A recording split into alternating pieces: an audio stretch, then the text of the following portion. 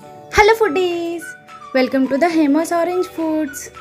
ఇవాల్టి రెసిపీ బెల్లం మినపు సున్నుండలు. బెల్లం సున్నుండలు అంటే ఎవరికి ఇష్టం ఉండదు చెప్పండి. హెల్త్కి హెల్త్, టేస్ట్కి టేస్ట్, చాలా బెనిఫిట్స్ ఉన్నాయండి. ఈ రెసిపీని నా స్టైల్లో ఎలా చేయాలో చూపిస్తాను, చూసేయండి. ముందుగా స్టవ్ మీద అడుగు మందంగా ఉన్న ప్యాన్లో మాత్రమే మినుముల్ని వేపుకోండి. కేవలం లో ఫ్లేమ్లో మాత్రమే మంచి అరోమా వచ్చే వరకు ఈ మినుముల్ని వేపుకోండి. మీకు మినప సున్నుండల్లో రుచి అంతా కూడా అది వేపే తీరులో మాత్రమే ఉంటుంది.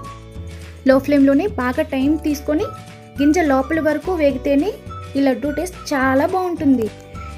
ఇవి వేగటానికి కనీసం 20 to 30 minutes పడుతుందండి. కొన్ని గింజలు తీసుకొని నోట్లో వేసుకుంటే కరకరలాడేటప్పుడు ఇవి దింపేసుకుంటే సరిపోతుంది. లాస్ట్లో 2 tablespoons బియ్యం కూడా వేసుకోండి. బియ్యం వేయటం వల్ల ఈ లడ్డు నోటికి అంటుకోకుండా ఉంటుంది. అందుకనే బియ్యం వేయటం మాత్రం అస్సలు స్కిప్ చేయొద్దు. మినుములు కొంచెం కూల్ అయిన తర్వాత జార్లోకి తీసుకొని మరీ స్మూత్గా కాకుండా బరకగా పట్టుకోండి.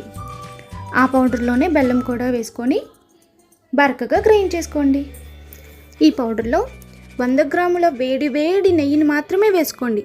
వేడిగా ఉంటేనే బెల్లం మొత్తం కరిగి లడ్డూ చుట్టడానికి వస్తుంది. లడ్డూ చుట్టడానికి రాకపోతే మరో 2 tablespoons నెయ్యి వేసుకోండి.